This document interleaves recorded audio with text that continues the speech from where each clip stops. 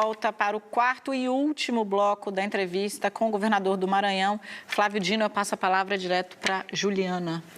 Ainda projetando para 2020, 2022.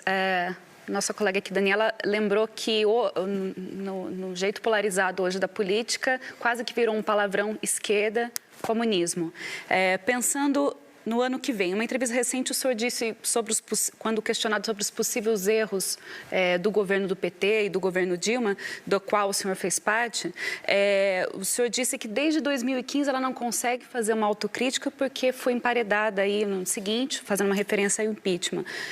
Mas pensando então não em discussões, em promover debate, pensando em ganhar a eleição em 2020, falta à esquerda fazer um meia-culpa, fazer uma autocrítica mais clara, tentando pegar este eleitor que está indeciso, que não é um convertido?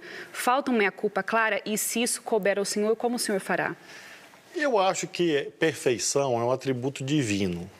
Todas as pessoas e líderes políticos, portanto, têm erros e acertos.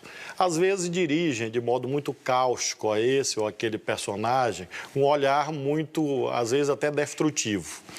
Eu acho que nós temos que valorizar os pontos positivos de tudo aquilo que vivemos. A revisão é feita na prática e não pode ser cobrada apenas da esquerda. Por que apenas da esquerda? Nós estamos fora do governo há quase 4 anos. Mas porque ela quase virou um palavrão, como a nossa colega colocou?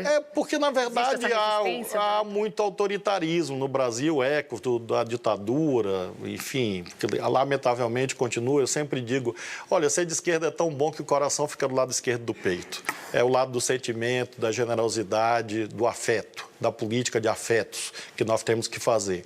Então, não é isso intransponível. O que nós precisamos é ter, como disse há pouco, nitidez, clareza. E essa autocrítica, essa revisão, tem que ser cobrada de todos os segmentos políticos, não só do nosso segmento.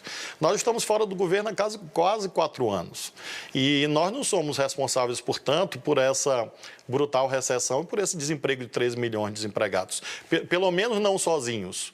Então, só é cobrado de nós e esses que estão gerindo o tal do Dream Team da economia, que não conseguiu fazer nada a não ser fazer um teto constitucional de gastos que só existe no Brasil.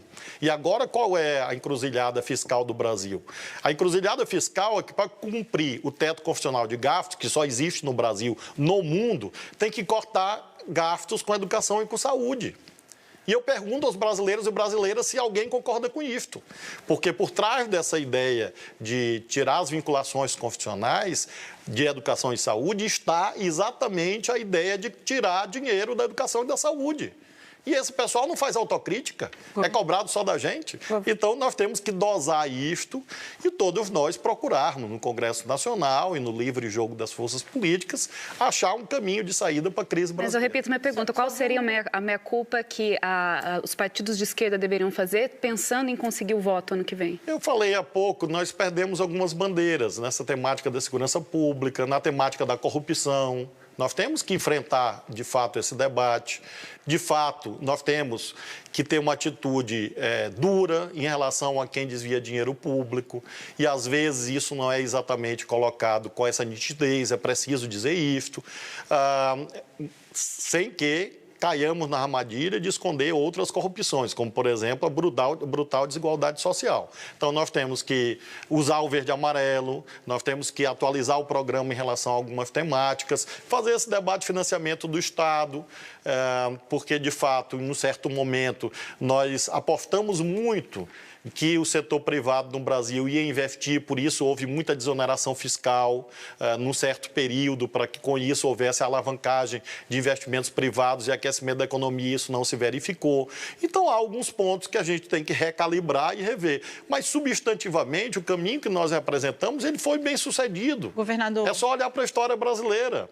Qual foi o período? É só os brasileiros e brasileiras que estão nos olhando, assistindo agora, responder a seguinte pergunta. Nas últimas décadas, qual foi o período em que as pessoas viveram melhor no Brasil? Governador, eu vou pegar daí de onde o senhor... Eu vou mudar de assunto, mas eu acho que precisa fazer um registro.